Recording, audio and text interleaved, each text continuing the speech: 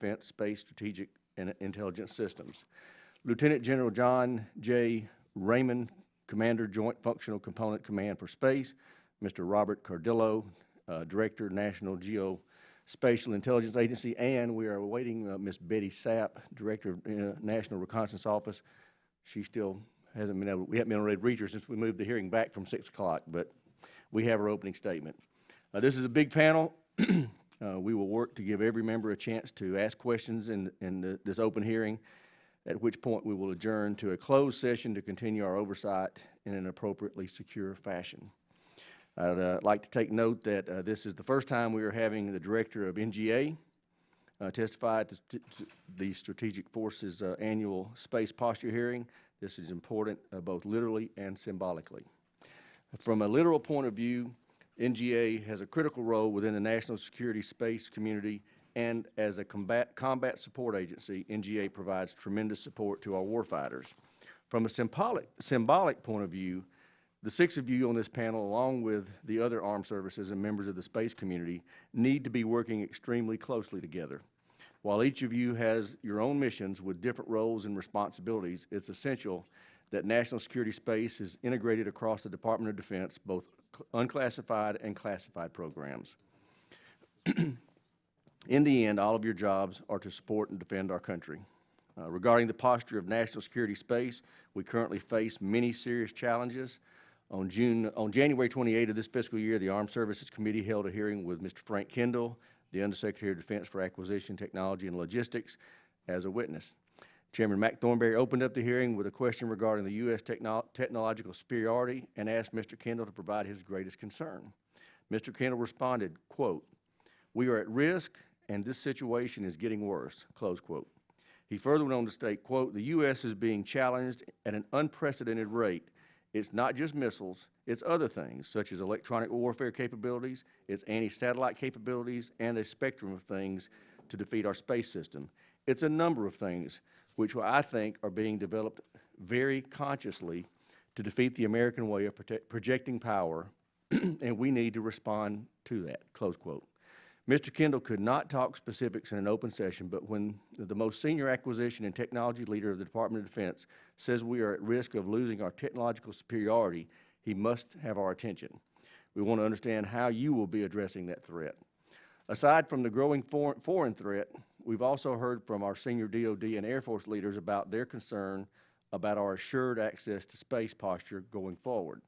We held a hearing on this last week, and we'll have a few more questions on that topic today.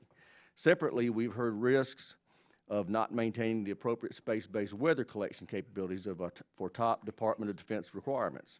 I'm concerned we are not taking a strategic long-term view and are headed down a path with significant risk. We will not allow critical capabilities our warfighters rely on to be based out of Moscow or Beijing.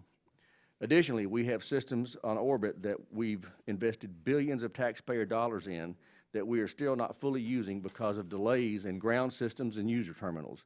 We must do better for the taxpayer and the warfighters.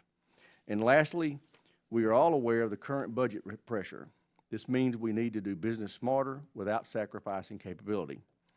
As I have said multiple times in the past, I believe we can save money in wideband satellite communications as one example. It will take strategic planning, better partnerships with commercial industry, and new contracting approaches.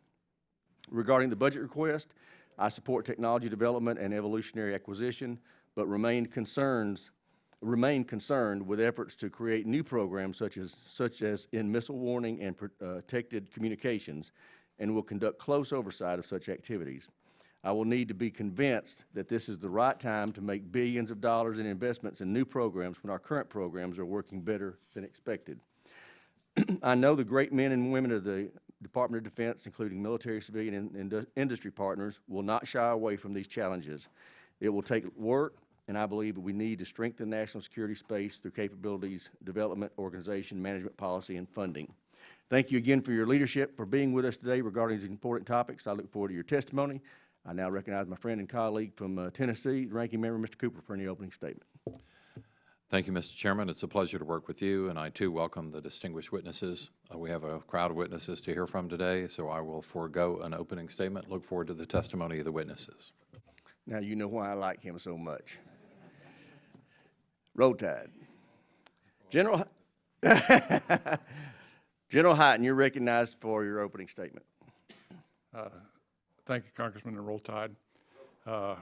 Chairman Rogers, Ranking Member Cooper, distinguished members of the subcommittee, it's a pleasure to be here today to represent the 38,000 men and women of Air Force Space Command and tell our story.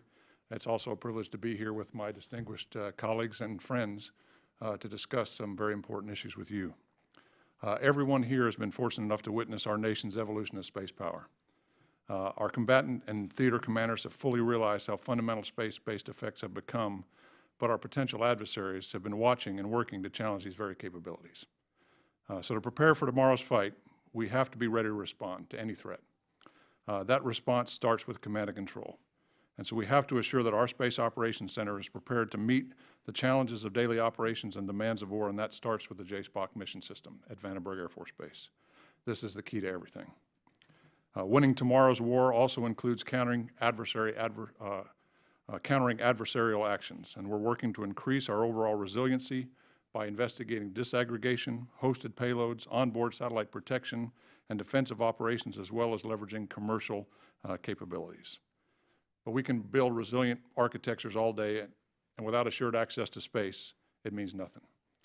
With today's national reliance on space capabilities, assured access has gone from important to imperative. It's our highest priority. So in case you missed it just a couple hours ago, this afternoon we had another successful launch from Cape Canaveral. Delta IV with GPS-2F9 on board was successfully launched, and that makes 82 successes in a row for the ELV program in ULA.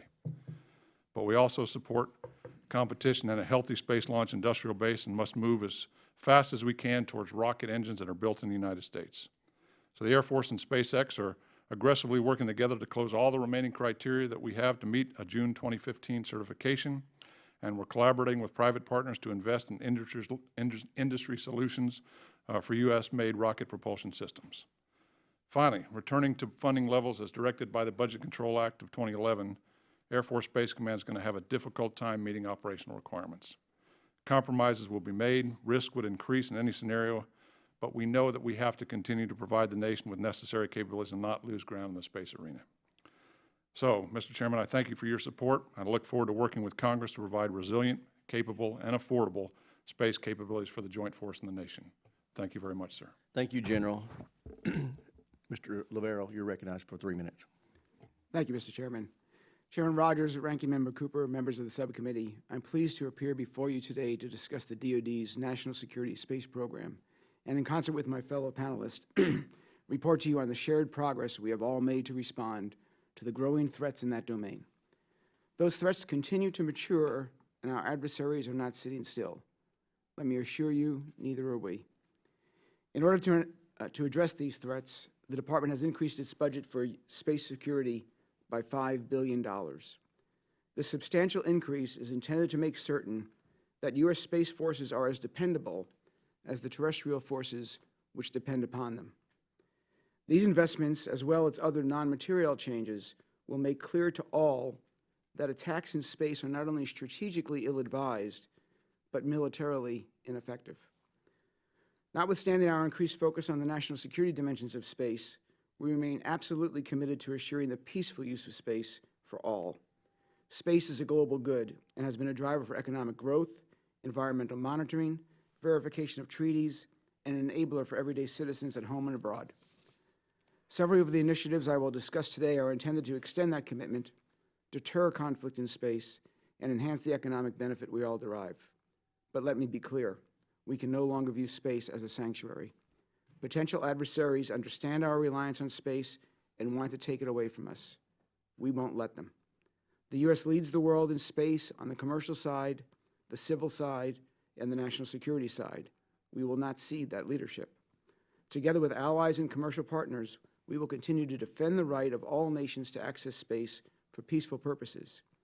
But where that access is threatened, where others would seek to remove the national security or economic benefits we derive from that access, we will defend our use just as we would in any other domain.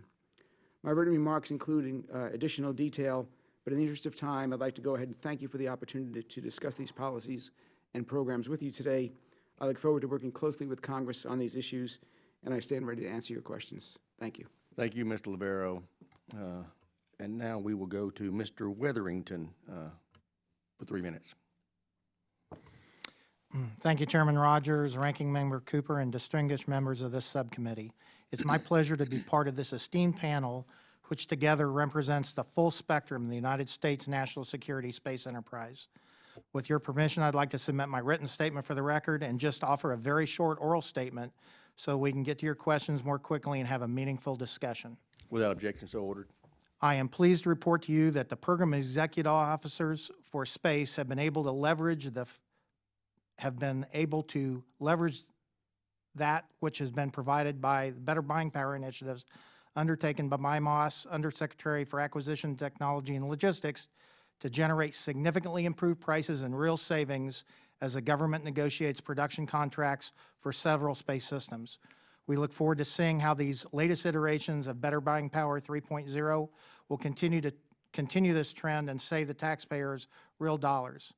I'm also happy to report, and this is in no small part due to the diligence of my distinguished colleagues, General Hyten and Ms. Sapp, that with a few exceptions, our defense and intelligence satellite constellations are currently in a relatively stable, healthy, and well-populated situation to support both the nation and our warfighters.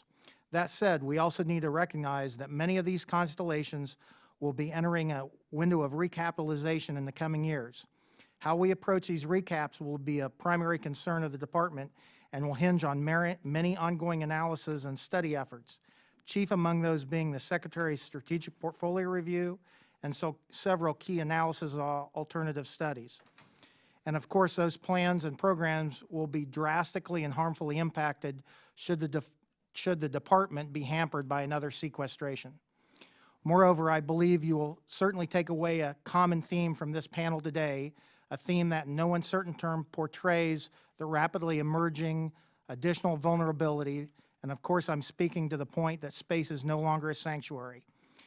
Would-be adversaries are developing formidable capabilities designed to operate for the express intent of denying our intelligence professionals and uniformed warfighters the asymmetric advantages derived from our space capabilities.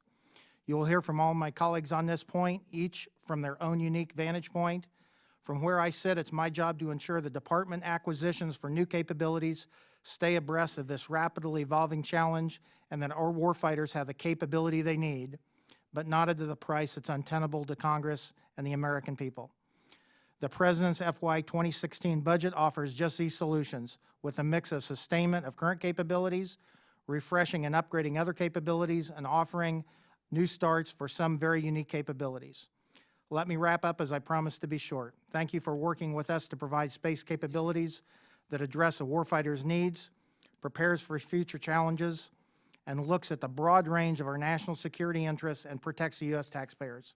I look forward to your questions, Chairman. Thank you, Mr. Weatherington. Now General Raymond is recognized. Chairman Rogers, Ranking Member Cooper, and members of the subcommittee. It is indeed an honor to appear before you again with my distinguished colleagues as the Commander of the United States Strategic Command's Joint Functional Component Command for Space. In doing so, representing the 3,200 soldiers, sailors, airmen, Marines, civilians, and allied exchange officers that make up the command. Last year, I testified just shortly after my change of command that the space environment had changed. It was no longer the relative sanctuary it once was. Over this past year, the pace of change has accelerated, and today the domain is even more congested, contested, and competitive than it was before, with no signs of slowing down. We are quickly approaching the point where every satellite in every orbit can be threatened, and the strategic, operational, and tactical advantages derived from space are no longer a given.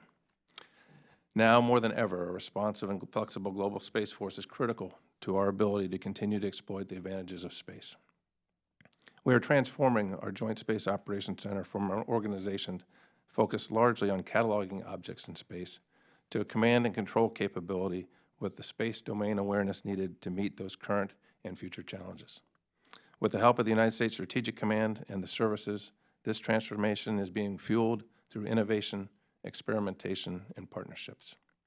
As the U.S. Strategic Command's functional component commander responsible for conducting space operations in the domain, I am concerned that if we do not receive relief from the Budget Control Act, our ability to provide our nation assured access to these critical space capabilities will be at risk. We are absolutely committed to assuring global access to space and peaceful operations in and through the space domain. Credible, reliable, and assured space capabilities are vital to our nation's strategic deterrence. I look forward to continuing to work with you and your staffs as we advance and protect our nation's space capabilities. Thank you. Thank you, General. Chair, and I recognize Mr. Cardillo for 3 minutes. Chairman Rogers, Ranking Member Cooper, and distinguished members of the committee, thank you very much for the invitation to join my colleagues here to testify before you today. The National Geospatial Intelligence Agency is the nation's primary provider of geospatial intelligence for both the Department of Defense and the intelligence community. Every local, regional, and global conflict has geolocation at its heart. In a complex world of accelerating change, GeoInt delivers spatial awareness, temporal context, and insight that enables understanding and reveals unknown activities. NGA produces GeoInt with content from an array of platforms. As the GeoInt functional manager, I oversee current and future GeoInt requirements, evaluate sensor system performance to meet those needs, and we continue to require high-resolution imagery and have an increasing need to image targets frequently to maintain persistent awareness. The sensors we use are not exclusively spaceborne. However, defense space programs are critical to accomplishing our diverse and worldwide mission. For spaceborne reconnaissance, NGA relies heavily upon platforms and services provided by the National Reconnaissance Office. NRO spaceborne assets continue to meet national security requirements that only its program could accomplish. The fiscal year 2016 budget request also funds acquisition of commercial satellite imagery. This imagery enables NGA to provide GeoInt in current, high-interest, and rarely imaged areas of the world. It also allows us to develop products that support air and sea navigation and humanitarian assistance missions. The commercial satellite imagery market is expanding at an extraordinary rate, darkening the skies with small satellites that present a remarkable opportunity for NGA and our customers. If we can embrace the explosion in commercial sources and leverage the exquisite capabilities of our national technical space architecture, we have the opportunity to realize the persistent GeoInt coverage that NGA and our customers have sought for so many years. In closing, the President's budget for fiscal year 2016 supports NGA's requirements for space and space-based systems and services, provides us the resources and the capabilities we need to support our warning, targeting, mission planning, navigation, and flight safety missions. So on behalf of the men and women of NGA, thank you for this opportunity to appear before the committee. I look forward to addressing your questions. I look forward to earning a second invitation to testify before this committee. I thank you for that comment and for being here. And I'll recognize myself now for the first set of questions. General Hyten, Mr. Lavero, and General Raymond, this will be targeted toward you. The department's requested a pretty significant increase in investment over the next several years for the protection and security of space systems. Could you tell us about those investments and why you think they're important? I'll start with you, General Hyten. So yes, sir. As we look at the threat, and you've heard each of us in a different way talk about the threat being significant, and when we get into a closed hearing later, we'll go into more detail about what that threat is. But as you look at that, it's clear that the United States must increase our ability to respond to that threat. So in that increased investment that Ms. Lavero referred to, you'll see increased efforts in space situational awareness, as well as response options that will allow us to respond to threats that we see coming in the future. And I think as far as an open hearing, that's probably as far as I could go, but we can address that in more detail in the closed hearings. Would you say the increased investments are proportionate to the need? I say they are proportionate to need, and they start us down a path. It would be nice to take more resources and begin, but as you start programs, it's important to begin them in a prudent way so you understand what the initial investments are going to be and then grow from there. And that's what you'll see in the FY16 President's budget, sir. Mr. Lavero. Yes, Mr. Chairman. First of all, I couldn't agree more with what General Hyten has already said. I think he's spot on. Let me just add a couple of remarks. As I alluded to in my opening statement, we have to recognize that space is not a sanctuary, and several of us have said that up there. That means a lot. That's not the way we designed and operated systems for many years. We designed and operated them as if it were. We did not lay out our space architectures We did not build them with the notion in mind that they would be attacked by conventional means. That requires us to go ahead and make a change. I am very pleased that we have we aggressively have pursued that change in the President's budget. I think that we made many good investments. As General Hyten said, we can't do everything at once. To do so would be foolhardy. We would probably fail. But we have absolutely made a significant turn towards the space capability that we need to defend against adversaries. And we think that this will start us in the correct direction. There may be more in the future, but right now we think that we've got a very good balance within the FY16 budget. Great. General Raymond. Thank you, Chairman. I concur with what General Hyten and Mr. Libero said. You know, for the last 20 years, we've worked hard to integrate space capabilities into the fight, and we have done so, and it has fueled our way of war. We must protect those capabilities. Our capabilities were really designed at a time when the domain was a sanctuary. Today, if you look through at our space capabilities with the lens of the contested threat that we see emerging, then challenges materialize, and we need this investment to keep pace with those challenges. Thank you. Thank you. General Hyten, in the launch hearing last week, we didn't get an opportunity to hear your perspective on the EELV launch capability contract. Can you provide your perspectives on the importance and how you can have fair competition with this contract in place? So to be honest, Congressman, I don't think you can have fair competition with that contract in place. There'll have to be a change. We're working with the acquisition community to figure out what that change is going to be. You may want to ask Mr. Weatherington about some of those issues, but let me just give a little bit of history of why we have the ELV launch capabilities, the ELC contract in place.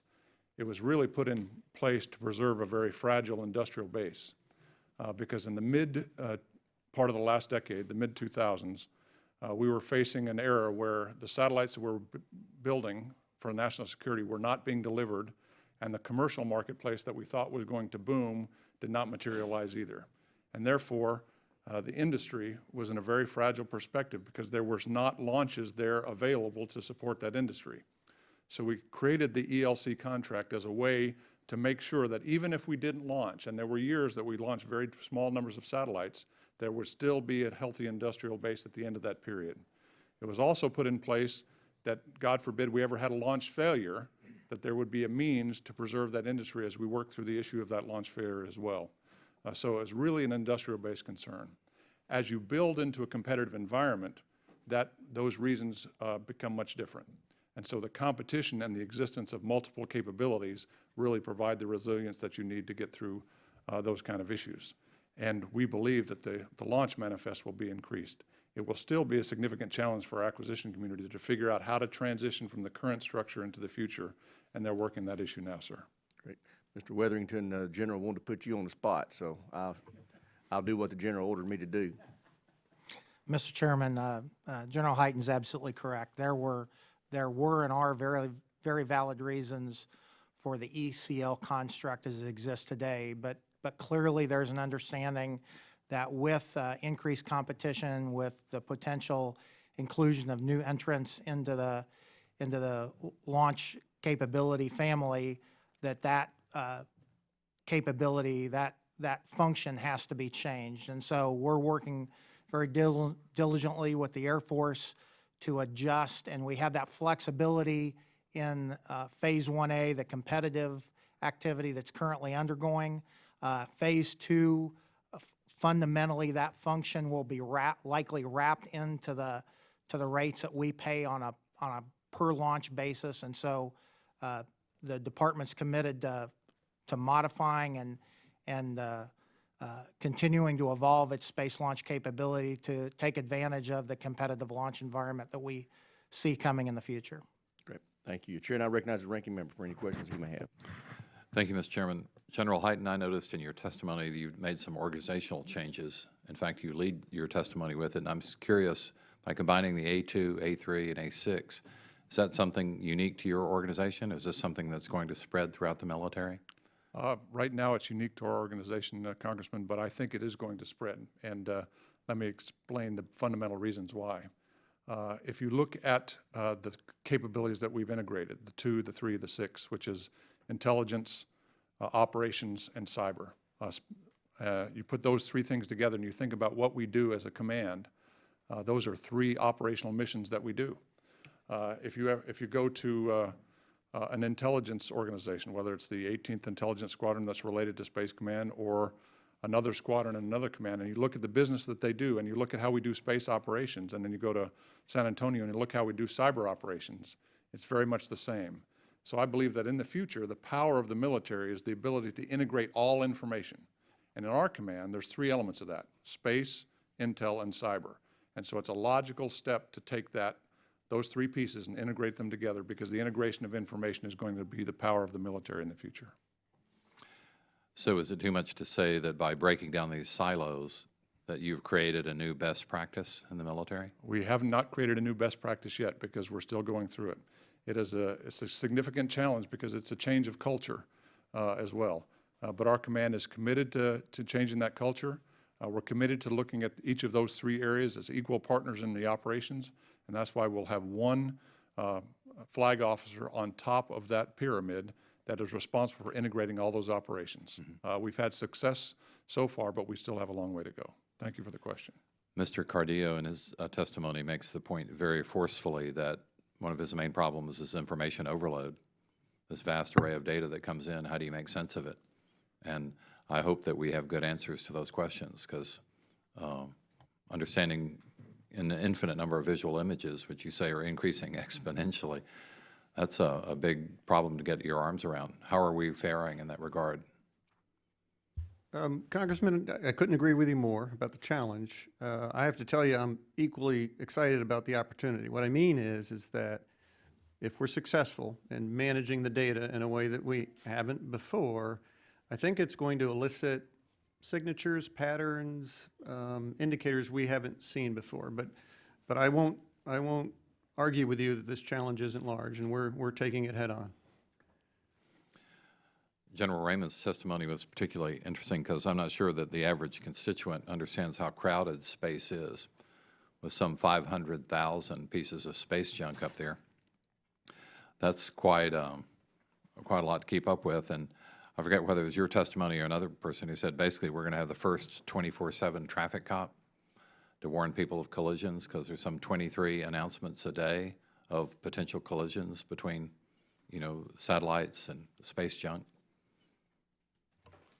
Yes, sir. The Joint Space Operations Center of Vandenberg actively tracks about 23,000 objects. Those are about 10 centimeters or greater. That's the size that we can track. As you mentioned, 500,000 are below that level that we can't track. The JSPOC, by its nature, serves as that traffic cop. We provide space traffic control, if you will, for the world, providing warning of potential conjunction to keep the domain safe for all. Last year, in 2014 alone, 121 times we recommended that a satellite move, and it moved, including the International Space Station 3 times. It worried me a little bit that the number of warnings is increasing so much regarding possible missile launches from the ground. Like you said, there were 588 of those and some 9,648 infrared events. That's a lot to keep up with. It is a lot to keep. How do we separate the wheat from the chaff here? It is a lot to keep up with. We have the world's greatest capabilities with SBIRS and DSP. We've got the world's best airmen that are operating that. One of the keys is that when you're dealing with warning of potential missile attack to theater or potential attack on the homeland, you take that very, very seriously and put a lot of emphasis on it to make sure we do it perfectly. Mr. Lavarro, I'd be interested, you made a pretty forceful statement about domain and protecting our domain. I'd be curious, in the rhetoric of this and other administrations, is yours the most forceful statement, or are you mirroring other rhetoric? Yes, sir. I don't know if I want to call mine the most forceful, but it's certainly what I believe strongly, and I don't necessarily want to call it just pure rhetoric either. It is absolutely our intent. It probably has been an evolving state of affairs because the threat has evolved. Quite frankly, it's one thing to anticipate an imaginary threat. It's another thing to see that threat develop. watch it be exercised, as we have on the Chinese on several occasions, recognize what it can do to our capability, and react to that. And that's what we're doing right now, is reacting to it and making it very clear we have no desire to have a conflict extend to space. That is not in our interest. We don't believe it's in the interest of anybody on the face of the planet. We want our potential adversaries to understand that if it does, the U.S. will be prepared to defend our space assets. Attacking our space assets is not a way to get the United States to back off of a fight. We are going to make sure that space assets are there to support the men and women that General Hyten and General Raymond have talked about, so we can do the job that you have asked us to do. Finally, Mr. Wetherington, you mentioned the terrific recapitalization problem that we're about to face. A generation or two earlier, we had huge nuclear investments that we're struggling to be able to recapitalize right now. And it would be great to have some sort of early warning system for how many years we need to be planning a recap for our space assets. So I hope you can help us with that. Thank you, Mr. Chairman. Thank the gentleman, and I want to recognize Ms. Sapp has made it. I want to apologize to her for the moving target of start time, but we are at the mercy of the leadership on when they call votes. But I do appreciate you being here. We did accept your opening statement for the record already. Now, I will recognize the gentleman from Colorado, Mr. Lamborn, for 5 minutes. Thank you, Mr. Chairman, and thank you all for being here and for your service to our country in various ways. General Hyten, we talked earlier today about an issue I'd like to ask you a little bit more about, the Air Force Space-Based Weather Collection Program. And I'm concerned about the future planning. In October 2014, in response to a congressional directed report, there was a briefing by the Air Force that stated, quote, DOD does not currently rely on non-allied international sources for environmental data, but may be required to do so as early as 2017 due to UMETSAT, recent decision not to replace it, UMETSAT 7. I have another memo on this topic that was written just last month by the Air Force. It states, quote, new information has come to light that demonstrates an unacceptably high risk for relying on civil and international sources. And the memo further states, while China and Russia have mature technical systems, recent events indicate they present unacceptable security and operational risk. This dependency, particularly over the U.S. CENTCOM area of responsibility, provides an unnecessary risk to U.S. operations and American lives. So, actually, my first question will be to Mr. Lavarro, but thank you for the discussion that we had earlier, General Hyten. Mr. Lavarro, should we be creating new reliances on China and Russia for weather data for our warfighters? Mr. Congressman, I like the fact that you started off with General Hyten first. So, so this is a very complex issue, but let me make one thing very clear before I answer in detail. The DoD has no intent, no plans, and has no current reliance on Chinese or Russian weather satellites. We do not have it today. We will not have it in the future. That is not where we were heading. We had a conversation with this committee 2 years ago on a problem with satellite communications of that regard. We fixed that, and thank you very much for helping us do that. We're not going to go ahead and repeat that error with the weather satellites. Now, we do have an issue. What we're talking about is geosynchronous weather prediction and monitoring. That is not primarily a DoD mission. That is a NOAA mission for which the DoD uses their capabilities. And NOAA makes arrangements with other international capabilities around the world. The one you mentioned, UMETSAT, has been our partner in the Indian Ocean for many years. Because of the kind of budget problems the Europeans have been having, they are having a hard time trying to fill that gap. And they, in the World Meteorological Organization, have decided that for civilian purposes, that organization would like to use indigenous capabilities, which includes Chinese and Russian and Indian satellites. We, right now, I cannot tell you today how we will go ahead and address this gap. We are working with NOAA. I met with them just last week, along with the folks from Air Force A3 who wrote the letter that you quoted from, to figure out how we can move forward. NOAA has several alternative plans that they are examining. Some of them are to move another European satellite, UMETSAT 8, over to the region. There are other capabilities that we might look at, and I also visited India 2 weeks ago to start the conversation with them about Indian satellites. So there are several alternatives that we're looking at. I cannot tell you what the answer is today, but let me make it clear once again, we do not intend to, we have no plans to, we will not rely on Chinese and Russian satellites. Well, that's a concern. Also, cost is a concern. With constrained budgets, we have to make every dollar count. I understand that. But getting the maximum capability out of our existing constellation is also a concern. Yes, sir. Yes, sir. No, absolutely. You know, we don't, today, that is not a mission that the DoD flies. So as we look at that gap and we examine how we need to fill that, we'll have to assess whether or not there's something that DoD needs to invest in or simply get nowhere to invest in. It's one of those issues that is developing as we speak. I wish I had an answer for you today. We know it's an issue. Okay. We're following it. All right, thank you. And let me,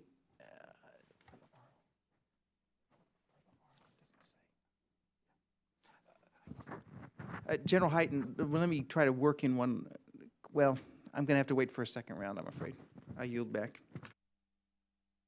I think the gentleman, chair now goes to Mr. Garamendi from California for 5 minutes.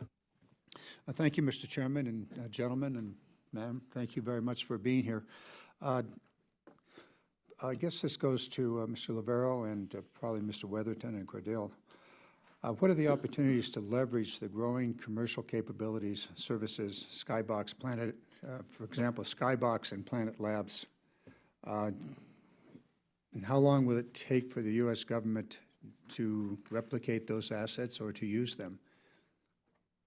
So start at the right or the left? Let's start over here. Why don't I deal with the general, and then I think Mr. Cardillo is better suited to answer the specific questions. So, sir, you're absolutely right. We have a great opportunity here as the DoD budget shrinks and as we focus more on the security of space. We need to figure out how to do things smarter. One of the smarter things we can do is to leverage the commercial field far better. There are certainly two areas where the commercial field is burgeoning, mostly the U.S. commercial field, which is great for us in our nation's industry. You mentioned one of them, commercial imagery, Skybox, Planet Labs. There are about 20 names out there, all of which will try their hand at trying to figure out how to revolutionize this field, as well as our tried and true providers like Digital Globe. The commercial SATCOM world is just as exciting. While we still have the legacy of 40 or 50 years of commercial SATCOM, we have a whole bunch of new entrants from the likes of Elon Musk to many others who are looking at new constellations and new configurations. All of these can provide capability. We need to figure out how to leverage them better. Let me turn over the specifics maybe to Mr. Wellington or Mr. Cardillo. First, I couldn't agree more with the opportunity that's before us. I can't answer your specific question about exactly when. I can just tell you we're fully engaging with each. And I should also say, too, I'm a huge commercial imagery consumer today. I just use it for what we call our foundation mission. This is mapping, charting, geodesy. So the baseline products upon which we then apply NRO's capabilities to provide that exquisite level of intelligence and information, and I can give you more examples about that enclosed. But we're fully engaged with the companies that you just mentioned to explore. We're looking to do pilots and test beds to be able to answer your question, and we'll keep you fully informed. Good. I'm going to go to another series of questions. I know my colleague to my right here has this issue, and he'll pick it up, I'm sure, in just a moment. I want to go to the vulnerability of the GPS system and whether should we have a backup system available to us, specifically the E-Lorraine program. And it's maybe $50 million to put it in place, another $10 million a year to keep it going. Should we move forward with such a backup system? I'll start. You're nodding your head, Mr. Lavaro. Yes, sir. So we've had a lot of discussion of this within the DoD. Our FY16 budget includes an initial investment into E-Lorraine, as you are aware. We do believe that's a good idea. However, it's not a panacea. It's great for backing up the use within the continental United States for civilian use. However, E-Lorraine, as currently configured, is not non-spoofable. It doesn't extend around the world. It doesn't meet the needs of our warfighters. So absolutely, for civil concerns, it's a good solution. but from DoD concerns, we need to do more. We are doing more. We are investing significantly in anti-jam capabilities, both on the satellites, in our user equipment. We, in fact, accelerated part of that $5 billion investment that I talked about was a large acceleration of non-spoofable, non-jammable user equipment that the Air Force will be building for the new GPS signals. We're also in talks with our allies, Galileo, Japan and their quasi-zenith satellite system. These are other systems that perform the same functions, are separate from GPS, yet perform a capability. We're looking very strongly at how do we leverage those as a backup as well. Because for military use, we do need that worldwide or at least regional overhead system that we can't get from an ELARN system, which basically provides two-dimensional timing and navigation, but doesn't really help us in the three-dimensional overseas world that we fight in. Thank you. I appreciate all of that. Also, the Coast Guard is interested because it does go about 1,000 miles off the coast, and so it's useful in many different ways. Absolutely agree. Thank you. I yield back my remaining time. Thank the gentleman. Chair now recognizes the gentleman from Oklahoma, Mr. Bridenstine, for 5 minutes. Thank you, Mr. Chairman, and thank you to our distinguished panel for being here. General Hyten, I've heard you comment in the past that we need to get past the days when we think about military satellite communications and commercial satellite communications, just start talking SATCOM. One of the parts of the last NDAA that we did, we had Section 1603, and it specifically asked the department to look at the idea of having SMC as the single acquisition agent for space. My question for you is, in your best professional military judgment, is having a single acquisition agent for space necessary to get the architecture to include both mil and commercial satellite communications capabilities? So thanks very much for the question, Congressman. So in my judgment, it's essential that there's a single point in the Department of Defense, a single agency in the Department of Defense that's responsible for integrating how we provide SATCOM. If we have multiple agencies that are looking at buying and leasing capabilities, we'll never have a fully integrated, most cost-effective, most military useful capability to do that. And so you asked me about SMC. I think the department is in agreement that we need to have a single place that does that. From my judgment, the best place to do that is in Los Angeles at SMC because that's where the bulk of military satellite communications is procured. So if you have the bulk of a single procurement agency in one place, it makes sense to look at how you integrate those. Now, the department as a whole is still looking at that. We owe you an answer to that 1603 language. We'll work that. But you asked my opinion, and I'm glad to give it. Thank you. Thank you, General. Mr. Livero, Section 1603 of the FY15 NDAA also requires the DoD to revise the executive agent for space's directives and guidance with respect to SATCOM strategies, architectures, and programs, and also a report on reforming the SATCOM organizational structure. Can you briefly describe where you are in that process and when we might be able to see that report? Yes, sir, I'd be glad to. Both the CIO's office, our Chief Intelligence Officer's office, and our Acquisition Technology Logistics office, Chief Information, thank you, and our Acquisition Technology and Logistics organization, not Mr. Weatherington's office, but another sector of that, have been given the lead to answer that question. They have been convening a series of working groups in order to go ahead and look at it. I believe they have scheduled an interim brief to this committee on the 19th of April. I cannot tell you what the results are yet. I have not been personally part of that, but they are working on that. It comes at an opportune time. We are rewriting right now our DoD instruction on SATCOM management. In fact, I have a copy of it in front of me here as the draft. And so we will integrate that into the rewrite of this instruction as well as what Congress has directed us to do, which is to look at how we rewrite the EA for Space Charter. General Hyten, have you been part of those discussions or the planning process? We have not been part of those planning processes yet. Congressman, I fully expect to. As you said earlier, I have some strong opinions on that. I think the department knows what those opinions are. Certainly Mr. Livero does. Okay. And so I fully expect to be brought in, as does the executive agent for space, who happens to be the Secretary of the Air Force. Okay, Mr. Livero, I've got 1 minute and 23 seconds left. Section 1605 of the FY15 NDAA authorized a SATCOM pilot program using working capital funds Can you share with us the status of that program, if there's anything we can do here on this committee to help assist with that? Yes, sir. So we very much appreciate the help Congress gave us in authorizing those funds. Unfortunately, because of the pilots, the way the pilots are constructed and the way working capital funds work, the match isn't 100% perfect. We're trying to work through it, but as I have shared with you previously, that is a very difficult match to make. I am not the financial wizard within the department to be able to tell you how to modify that today. I'm happy to go ahead and take that for the record and come back on a better way to do that. But we absolutely want to move forward on the pathfinders that was intended to fund. Those pathfinders have been laid out. I think we are anxious to get started. Thank you for that. I have 33 seconds remaining. General Hyten, speaking of the pathfinders, if you could, for this committee, I think it's critically important that we get those pathfinders funded. It doesn't appear that the President's budget request funded Pathfinder 2 or any of the other pathfinders. Can you share with this committee why the pathfinders are so important? The pathfinders are important for a number of reasons. The quick answer is that if we're going to walk down the path where we leverage the commercial sector in the right way, we need to figure out the business models to do that. The pathfinders are structured in order to do that. The pathfinders also have the opportunity for us to test different capabilities. It's possible that we can work the protected tactical waveform inside a pathfinder program and explore the operational utility of that before we actually have to make an operational decision. Those are the fundamental issues that make the pathfinder so important.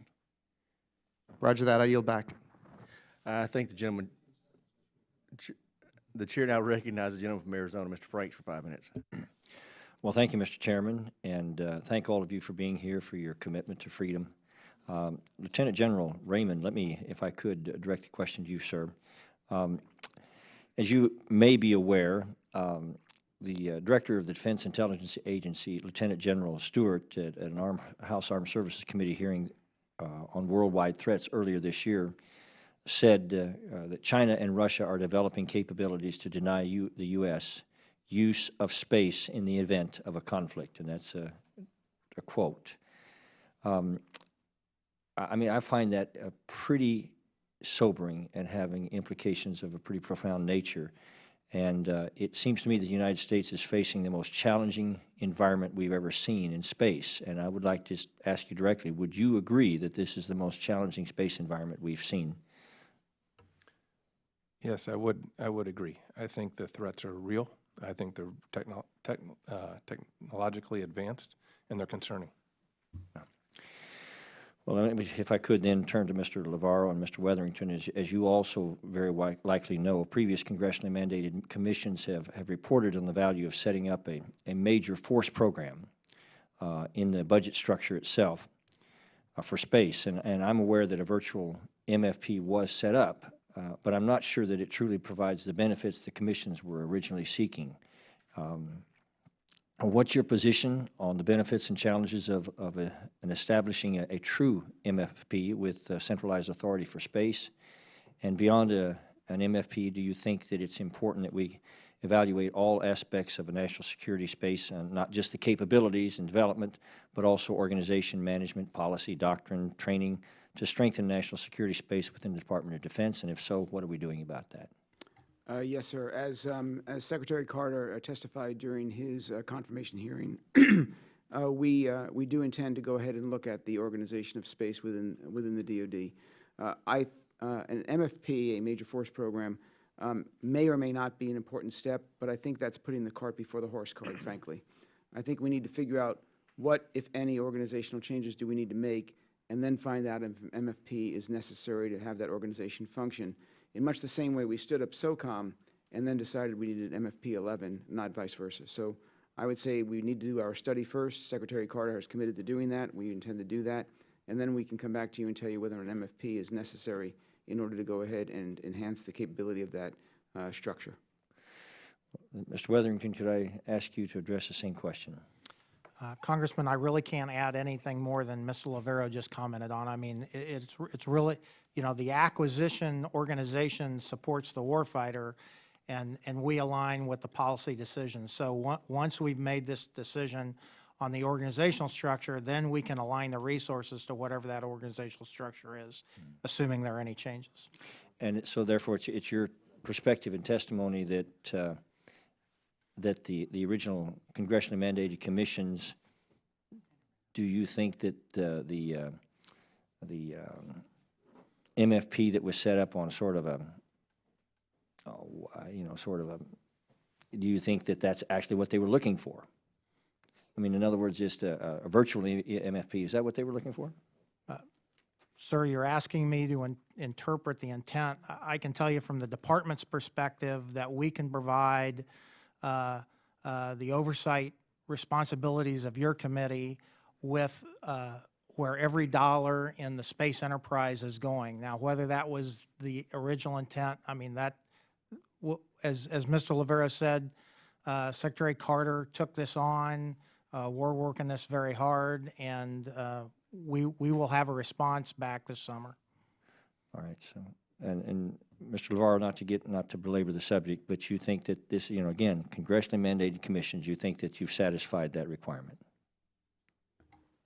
Sir, I think both the Rumsfeld Commission and the Allard Commission, as we call them, both had many recommendations about how to go ahead and improve space organization management. Many of those recommendations were implemented. MFP 12 that they recommended was part of some of those recommendations. We certainly did not execute all of the recommendations for those commissions, and a lot has changed since then. While I think those were both valuable studies, I really do think in today's world where we see a different threat than was present in 2000 or 2006, we really need to look at the question again. Well, thank you. Well, quickly, Ms. Sapp and Mr. Cordillo, as you know, previously director of the NRO, was also the Undersecretary of the Air Force, and those days are gone, but do you believe it's important to have appropriate integration in this warfighting domain between this so-called white and black space or unclassified and classified space committees, and what's being done to strengthen this integration, and there are opportunities for improvement? I think we have a great relationship. As you said, we think the threats in space are very real, and that's across white and black space. We have a great relationship with General Raymond and General Hyten. We do joint exercises, joint games. We have linked our ops centers, so there is a very, very close relationship there. All right, and Mr. Cordillo, would you like to take a shot at it? No, I'm a customer of that relationship, so I'm good. All right. Thank you all very much. Thank you, Mr. Chairman. Thank you. Chair, and I recognize the gentleman from Colorado, Mr. Kaufman, for 5 minutes. Thank you, Mr. Chairman. First of all, I think the GPS system is incredible. As somebody who served on the ground when it was first introduced, at least to us on the conventional level during the first Gulf War, that it was an extraordinary asset. What are the challenges right now? I know synchronization is one of them with other systems, but what are some of the challenges we have in terms of updating the GPS system? So, Congressman, I'll go ahead and answer first, and then we'll open it up across the board. But I think there's two big challenges we really face now with GPS. Actually, three. One is the satellite piece of it. The other is the ground command and control piece, and the final one is the user equipment piece. Those three elements have to be synchronized. We're actually very close to having those in line right now, but on the ground segment, we have a program called OCX, the new operational control segment for GPS, that we're moving into the future with. The challenge there is that that capability is required to provide us the information assurance capabilities that we need to defend our system against a cyber threat. The GPS system today has external interfaces into 35 different organizations in the world. Each of those interfaces go out into the world. We have to tighten those down and protect them. That's one of the biggest concerns I have with GPS in general. And then as we go forward in the user equipment, we need to figure out how to take advantage of the anti-jam capabilities, the various capabilities that Mr. Lavera talked about earlier, and the new satellite systems have to be able to provide the signal structure that will allow that. So if you put those three things together, it's a complicated problem, but one that we're making good progress on. Thank you. Anything else? Thank you, Mr. Chairman. Oh, sorry, go ahead. Yeah. Congressman, the only thing I'd add to General Hyten's remarks, last month, Mr. Kendall personally led a deep dive on the OCX activities. It's got significant attention at both the Air Force and the ATNL level. We are tracking that progress very, very closely because OCX is really critical to the next capability set that GPS is going to provide. And For now, we believe we have a plan to execute that program and deliver that capability. Mr. Chairman, I yield back. Thank you. Could I jump in and say one? please, go I ahead, just I'm want to sorry. say thanks for that question. You know, the GPS constellation is a national treasure. General Hyten talked about the launch occurring. I'll tell you, add on that we've made first contact with the satellite that was launched today. That will continue to provide 24/7 navigation with the other satellites that are up there, and we are completely integrated with those forces in theater to make sure that they have the precision navigation timing that they need. Thank you. Well, thank you. I was just a simple infantry guy for the Marine Corps, but you know, to have to go from having a map and trying to figure out where you are in order to call in air support or artillery with, you know, sand dunes that are shifting, roads that don't exist, and all of a sudden, you know, to be able to, you know, get a grid coordinate, you know, within, at that time, probably 100 meters was extraordinary. Thank you very much. I yield back. I thank the gentleman. We have been called for votes, but before we head out, Mr. Lamborn had something else he wanted to revisit, so he's recognized. Yeah, thank you. And I'll try to make this quick for everyone, although some I'm sure will have to leave in a minute to vote before I finish, perhaps. General Hyten, last year we were briefed that the JMS program would be integrating and delivering advanced SSA commercial capabilities in increment 2 of the program by the end of the calendar year 2016 to help detect and track these threats. Is the Air Force's JMS program still on track with this increment 2 delivery schedule? So the JMS program is making good progress. If you go to Vandenberg today, and General Raymond sees it every day, at least every day he's at Vandenberg, he sees the capabilities coming in, and the commercial elements of that are a very important element. In fact, the commercial element really is the visual display capability and the user interface into that system. And so we've taken tremendous advantage of commercial capabilities in increment 2. We plan to take even further advantage of those capabilities in increment 3, but we're making great progress with the Joint Space Operations Center mission system. Do you believe it's on schedule? Right now, those capabilities are on schedule. Right now, we're getting ready to deliver Service Pack 9 is the element that's being delivered. And the reason that's an important element is because that's the delivery that will eliminate or develop the new catalog that eliminates the reliance on the old SPADOC system that was built in the mid-1990s. And we need that to move forward in the future. So I would just add, I agree that it's on the operations floor today in increments. It is delivering real-time capability today that's very useful. And it is like any other commander in any other domain, if you're going to conduct operations, you have to have the ability to command and control.